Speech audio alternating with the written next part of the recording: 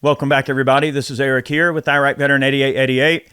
Today, we have another Top 5 Guns video for you. That's right, boys and girls. We got another Top 5 here today, and we are going to be talking about some awesome 1911s. Now, I know we've done some videos in the past on 1911s, but I've since acquired quite a few more since the last time I made that particular video, so I thought an update was in order, and I like the 1911. I know there's a lot of haters that really do hate on the 1911, but I think it's an awesome design, and there's going to be something here today that represents everybody's love and hate for the 1911. So we're going to dive into this, and I think you're going to definitely love some of these guns I'm going to show you here today. And just a quick update on Top 5 Guns. There are no order that these are in. We just kind of go down the line, and there's always a wild card. In fact, there might be more than one wild card today. So we have quite a few 1911s to show you, a lot of information to go through. Buckle up, grab a coffee, and we are going to get into today's Top 5 Guns video on 1911s. Let's go. But before we get started, I do want to thank our friends at Sonoran Desert Institute for supporting our videos.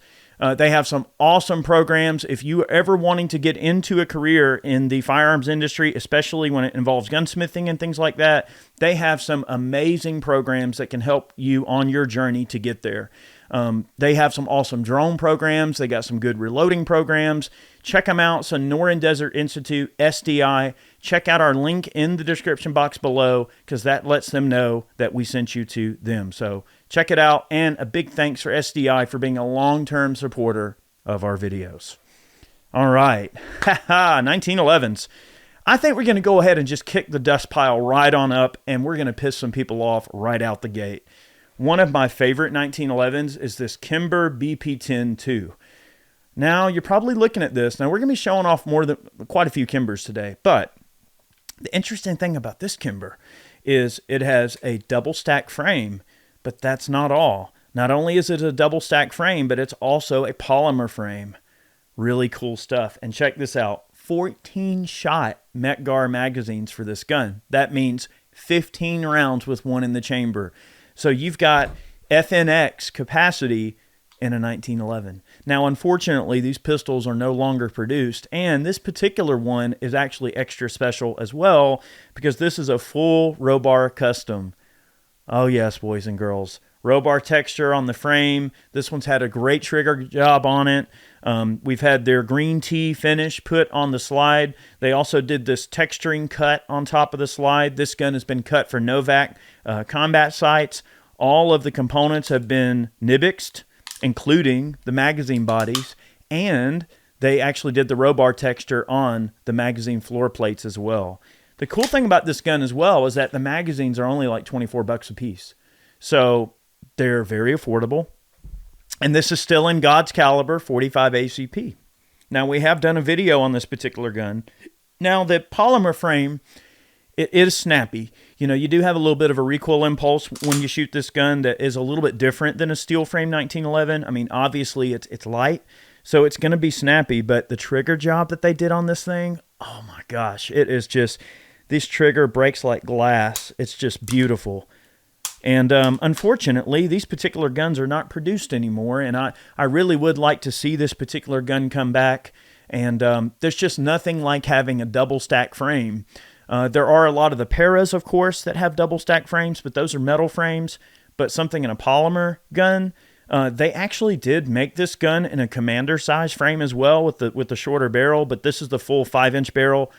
Personally, I think this gun runs a little bit better. I've come across a couple of BP-10s in the past with the shorter, commander size slide length and all that they didn't run quite as good. I've always liked this gun, and it's dead nuts reliable. It's quite the pistol, but something very unique to show you that you're probably not going to see every day. Honestly, this probably should have been the wild card, but I figure I would go right out the gate swinging hard today and really get the purists fired up, because this is as far from a traditional 1911 as you can possibly go.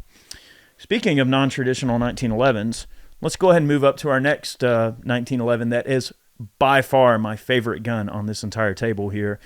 This is a Smith & Wesson Scandium frame 1911. Okay, you notice that this one doesn't have the full-length barrel. This is, I guess, what you'd call, I forget what they call the intermediate size of the 1911 because it seems like there's some different barrel lengths and everything. I digress, but the point, though, is that this particular gun does use what's called a Scandium frame. And Scandium is a really interesting alloy that has a lot of strength, but it's very, very light. You do get a greatly reduced weight on the frame. So I think Smith & Wesson did a fantastic job on this particular gun. You got these beautiful laser checkered grips with these really kind of sick-looking, snake scales that they put, almost this kind of scales on there. And my name's Eric, of course, so I like the E. I always call this the Eric pistol. I digress, but that's their E series. And, of course, it's got a really attractive two-tone finish. You do have an ambidextrous safety. You have a generous beaver tail safety. You do have night sights on this particular gun. I love the way that the serrations on the slide kind of look like scales. Really sick looking. I've always thought that this is just such an attractive pistol and very accurate. I love the way that they put this kind of border cut on top of the slide that helps with glare. But quite frankly, it's also quite attractive. It looks great. Very aggressive stippling. And I love on this particular gun how on the mainspring housing, it's kind of got that low profile frame with that low profile mainspring housing. I guess you call that a bobtail, I think is what they call that on the grip. I'm not super up on all my terminology all the time. I have access to a lot of random stuff, so I apologize if I get things occasionally a little off. But I love the way that frame has that bit of a bob on the bottom. It really fits the hand real nice, and it's just a fantastic gun. Good, tight fit and finish. Beautiful trigger on this particular gun. And it's worth noting, too, that they actually they check the back of the slide as well, and that also helps with glare. Okay? You get a little texture there on the back, which is kind of nice. Okay? One complaint that some people have had with this particular gun is that it does use an external extractor. I've never noticed any type of an issue with that. I know some purists really prefer the old school internal extractor, but I don't really have a problem with either. It's never been enough of an issue to cause me any grief one way or the other, but that's just worth mentioning. Smith & Wesson still makes this pistol. It's in production. Again, the Scandium frame is one of the reasons that it's so expensive. So it is a little bit pricier for a production 1911, but for what they cost, buy one. You'll love it. It's a fantastic option. That's the SW 1911 SC, which means Scandium. Make sure you get the Scandium. That's really nice. All right, we're going to move down the line. I'm going to show you another gun. Now, this kind of gets more into the bullseye pistol category. This particular gun is kind of cool, okay? Have you ever heard of Cabot firearms?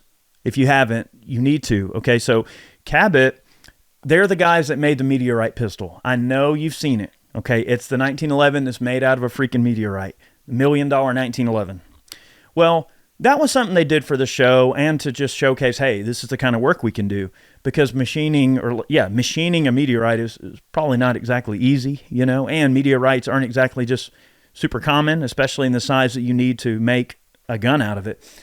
The point is, though, Cabot was there to show, hey, we're here and this is what we can do. And they make a lot of really high-end guns for the discerning 1911 collector and shooter. But many people don't know that there's a sub company of Cabot called Alchemy. And this particular pistol is from Alchemy Custom Weaponry. And this is their Alchemy. Now, this particular one has a beautiful blued finish. The fit and finish between the slide and the frame is gorgeous. Super, super tight fit and finish. A trigger that breaks like absolute heaven. Sights that are absolutely perfect. It has this kind of low-profile Novak rear sight, but it has this really awesome brass bead that's really fine on the front side post. And it is such an accurate pistol. And another thing, too, is when you take a pistol like this and just feel how tight the fit and finish is and the way that trigger, I'm going to listen to this trigger. Ready?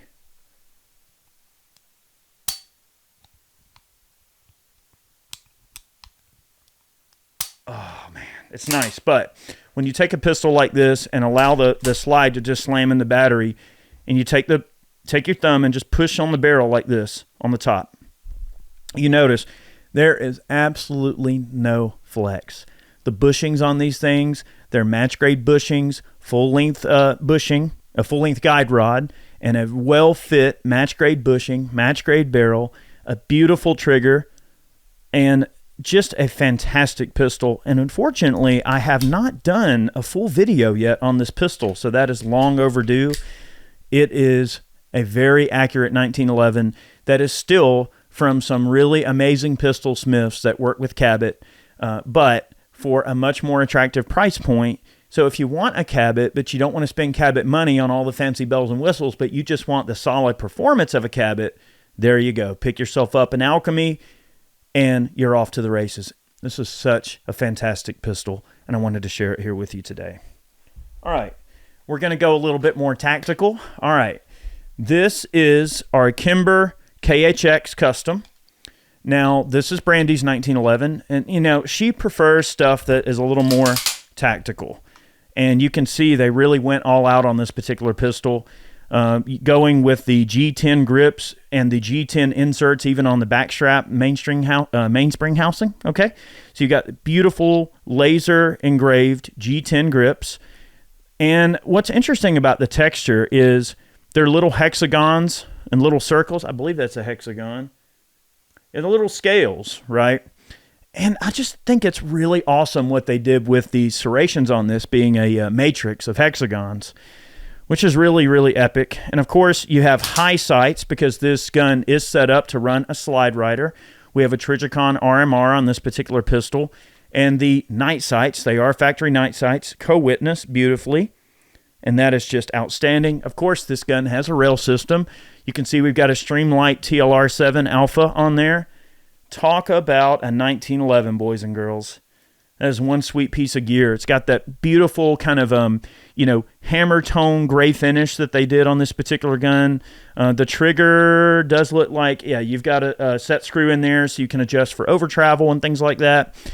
Kimber makes a fine 1911, and I know that there are a lot of people that tend to he and haw over Kimbers, but I've always been very pleased with their pistols. Let's try the trigger out.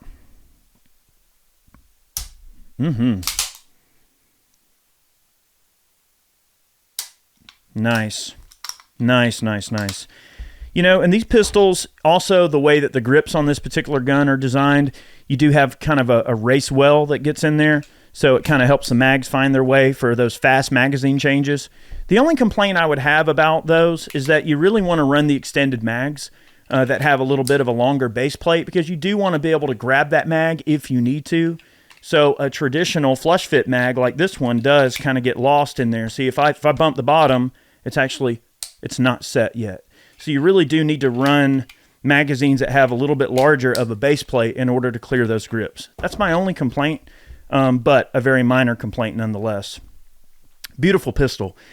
Kimber also makes some tactical pistols with threaded barrels as well that you can put your suppressors and things like that on. A 1911 is a great suppressor host. And this pistol, that's a sweet piece of gear. I wanted to share that with you. There's our Kimber. I'm actually going to show off another Kimber because I know that people are going to give me crap about this if I don't. All right, this is the Kimber Super Jaeger, okay? I knew that we would have people watching this video that were like, if you don't show a 10 millimeter off, I'm going to lose my mind, because there's two very distinctive camps of people that run 1911s. They either love the 45 ACP or they love the 10 millimeter. And then there's an equal amount of people on either side of that camp that despise 9 millimeter 1911s. I mean, if you're not talking something that's like a staccato or something in that type of a high-end, feature range, like a double stack staccato or something, most people are going to take a crap on a single stack 9 millimeter 1911. So if you are going to have a single stack, why not have 10 millimeter? And this one has the long barrel, ported slide. Again, those really cool looking serrations on top of the pistol. The same kind of shark fin looking serrations, or I guess almost like scales, like scale serrations on the slide, which are really nice. This one is cut for a slide rider, and we've got a Leupold Delta Point Pro mounted on this particular gun. I love the beautiful subdued G10 grips with the laser engraving. It looks really sharp. Also, the way that they finish the frame and the slide, it's kind of got a two-tone appearance, which is very attractive. You do have a nice beaver tail safety with plenty of meat there to protect your hands from hammer bite. The trigger is fantastic. And there's just nothing better than a long slide 10 millimeter auto loader that can really deliver the goods. I mean, you can kill animals with this thing at 100 yards without any difficulty. You have an ambidextrous safety, and it's meant to be a pistol that can be used for hunting purposes. You can see the front of the grip there. You've got some nice checkering there. The same stippling that kind of looks like lizard scales or something, or maybe a snake scale of some sort. So that's really nice looking. You do have an adjustment for the trigger for over travel and that, sort of thing. So a very nice pistol that's very capable for a production 10 millimeter. Kimber's always putting out some interesting stuff. So there's your Super Jaeger. We have done a video on this particular gun and many of the pistols that we have here on the counter. So you can check that out if you want, but that's really interesting out of Kimber's Custom Shop. All right. I promised a wild card. I do have a couple of more pistols now. I know I took a little bit of a crap on some of the 9 millimeters, but I do have something cool I want to show you that I think you're going to like. All right, now this is kind of a wild card, but here's a little Browning Black Label 380. This is a 1911 in 380. Now, when we compare it to the size of the 10 millimeter, you can see it's a tiny little pistol. A lot of difference in the size there. And even compared to our Scandium frame E-Series, it's considerably smaller. Okay? Really cool. This gun actually shoots quite good, and it's nice and compact, lightweight. You got some nice G10 grips there. I believe these are produced by VZ for Browning, if I'm not mistaken. They look exactly like OEM VZ grips. Maybe someone will correct me there, but I swear these are VZs. They look exactly the same. And it's just a great little gun. So it's a 380, it's slim, it's got light recoil, it's incredibly accurate, it shoots exactly where it's looking. So if you're looking for a 1911, but maybe in a mouse gun caliber, you can get something like this Browning Black Label, which is really cool. So a quick, let's just say, wild card mention. Every 5 Guns video has a wild card, but a quick wild card mention for the 380. All right, last but not least, one more wild card. All right, this is rare. We don't always do a second wild card, but in this particular video, we are, because I just couldn't make my mind up. I wanted to show you all the stuff that I have here, because this is almost all the 1911s I own. There's actually more, but these are the ones that jumped out at me the most as being ones that I wanted to show you here today. All right, one last one.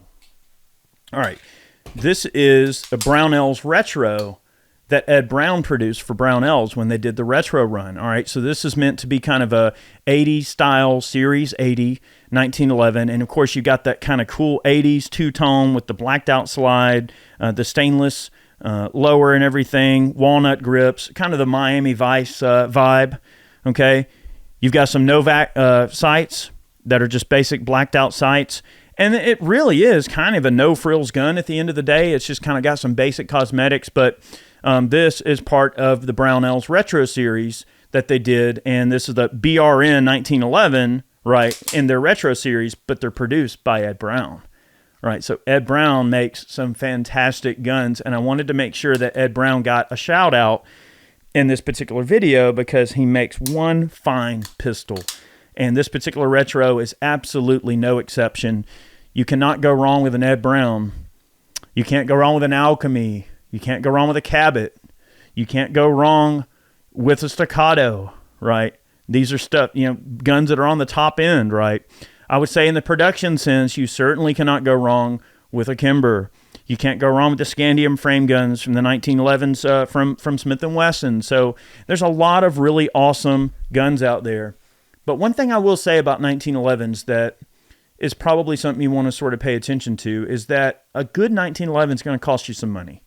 To get one that is really well fitted, that's really well put together, something nice, you're going to spend over $1,000. Just go ahead and prepare yourself that, a good 1911 can cost upwards of a few $1,000s. So that's a really certain seat for that certain butt, if you know what I mean. And it's not to say that the 1911 is a bad pistol design. It's not. It's a great pistol design, and they're highly accurate, highly coveted by shooters and collectors alike.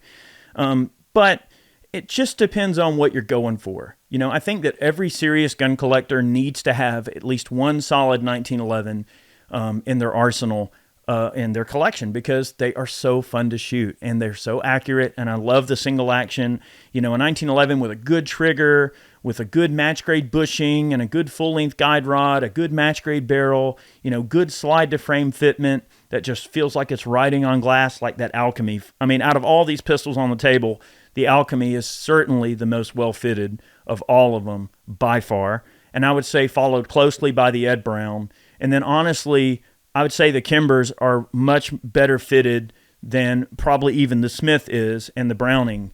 But I digress. The point is, 1911s have their place. And I know that there's a lot of people that are going to he and haw over 45 ACP, World War II, 2 World Wars, all this stuff. But look, at the end of the day, 1911s are awesome, and they definitely belong in every collection in some way, shape, or form. So I hope you enjoyed today's video. Thank you so much for tuning in. This has been our top 5 1911s revisit for 2023.